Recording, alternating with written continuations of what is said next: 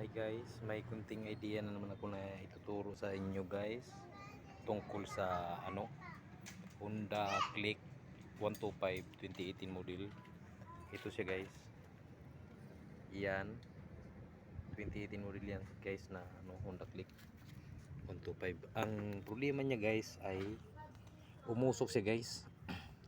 Kasi sira tong ECU.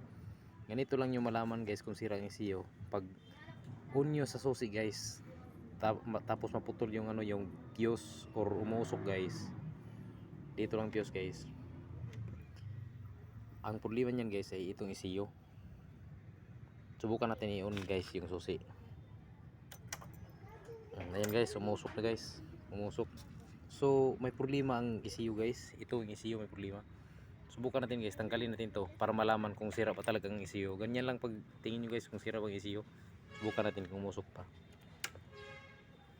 Wala na guys. Balik na naman natin.